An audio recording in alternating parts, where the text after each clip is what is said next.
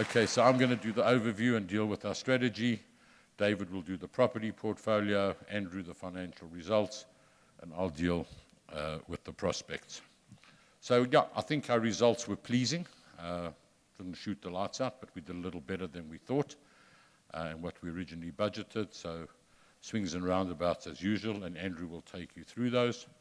It was a busy year. We started with the Fountainhead acquisition, the Growth Point involvement, getting in my business, but we sorted that out. And as you probably saw last week, we now have 62% of Fountainhead. We'll worry about the other 38% in due course. When we get some breathing space, we'll look at it and decide what, if anything, we want to do. We've had significant further progress on our restructuring, which you recall we started just over 2 years ago. This year we spent 1.3 billion, the bulk of that 1.1 on the 50% share in East Rand Mall. But during the year and agreement reached subsequent to year end, we've bought a further 6 properties for a total value of 3.4 billion. And that's of course subject to the usual regulatory conditions, Comcom and the usual, so those will come through over a period of time. We have a development pipeline of 3 billion underway, predominantly 90 Greyston, 90 Rivonia and Motlasana Mall. We became a REIT from the 1st of September, and we established the first property company, ADR, subsequent to year end. On Redefine International, we made significant progress. The inward listing happened on Monday, and by December, hopefully, we'll be a UK REIT and have internalized the management company. And our brand awareness has become entrenched. Redefine is becoming more than just a company. We're becoming a brand, and we have more and more recognition. So I think as much as we tease Marika, well done, and I think some of the money was well spent, not all of it, but some of it. So our investment proposition, again, I think most of you know what it is, not going to spend too much time, but we've got attractive real yields, capital appreciation, high visibility of our earnings. We've got a better than a good qualified, I think it's becoming an excellent quality, diversified portfolio. Very limited spec development, internationally diversified, so we get Rand hedge, which for the first time in 3 or 4 years actually came through at the right time for these results with the depreciation of the Rand. I said to Andrew earlier, we can't put this on the balance sheet. I don't know why IFRS doesn't take into account, but our management team and our staff are really our greatest asset. So to all of them, I say a big, big thank you for helping us with these results. I really think that our depth of management, and even right across the line, we've got staff who want to work for Redefine and who are committed, and they really are our greatest asset. And recurring fee income has become a part of our business as opposed to the non-recurring, and that's where we are with that. So our growth and capital appreciation prospects, 2013, as I said, we acquired 50% of East Rand Mall, another few small ones, and the 3.4 billion, which David will go through, is exciting. Our priorities in 2014 is to dispose of the government tenant office portfolio. All going well, that should be listed hopefully in the first quarter. That will substantially complete our realization of our property portfolio. Obviously, we'll continue to acquire good quality properties if and when we find them. And in the portfolio of our size, there will always be some churn and some properties that no longer meet the criteria, but it'll be relatively small, and that will be recycling of capital. So we'll have an ongoing restructure, but without a dilution in earnings. I think where we've come over the last 2.5 years, you'll recall when we started this journey, we said we had managed the dilution to sort of 1 cent, 1.5 cents a year. This year it was about 0.5 cent. We sold 360 odd million of properties at 10.8, reinvested at 7.2, so that was about 13 million rand, which is roughly 0.5 cent. So 7.3% growth, including that dilution, I think was pretty good. You all probably know that there's now a new BEE scorecard that we need to comply with, and we'll be taking steps to do that also in the new year. because it's becoming more and more important when we negotiate major deals with tenants.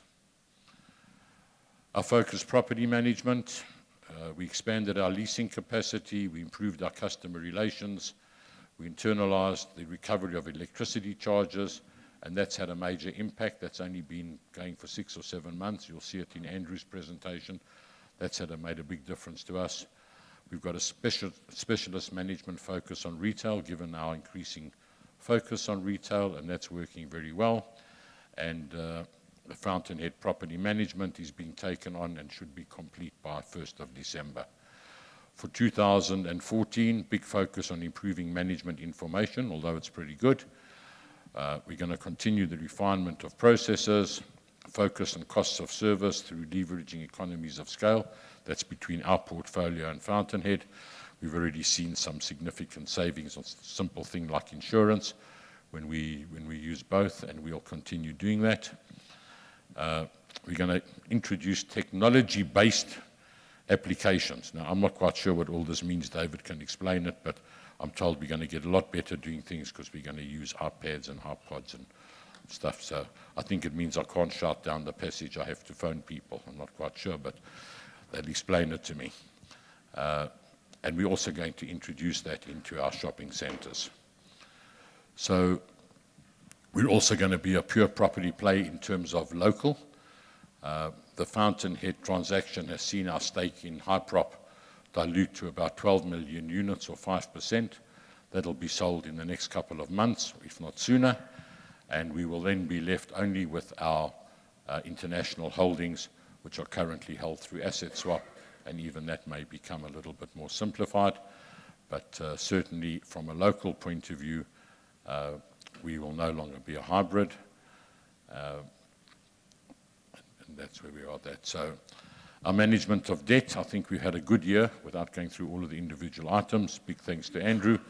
Our debt has reduced from 8.9% to 8% at year end.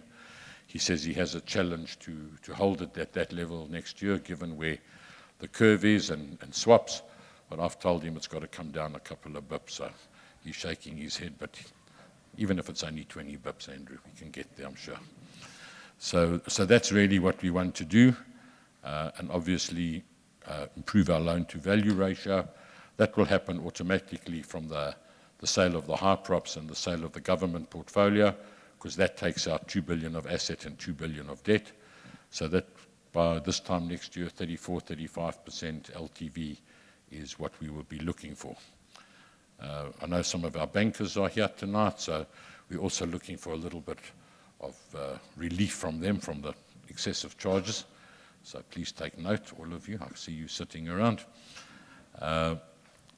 And we also want to increase the level of unsecured debt.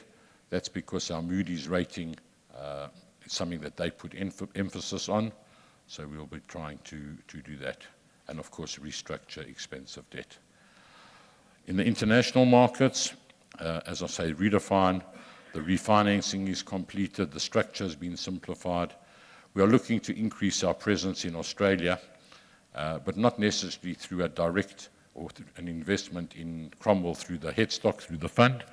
They're now trading on about a 7.5%, 7.6% forward yield. So we finally have a South African Reserve Bank approved structure, which will allow us to invest directly in offshore property. And if Cromwell find a suitable property for us, that to partner them on a 50-50 basis, where we can get an 8.5% yield with gearing at 50% at 5.25, it should give us a return in excess of 10, and we can fund that through leveraging our Cromwell units. We've got about $200 million in Cromwell units.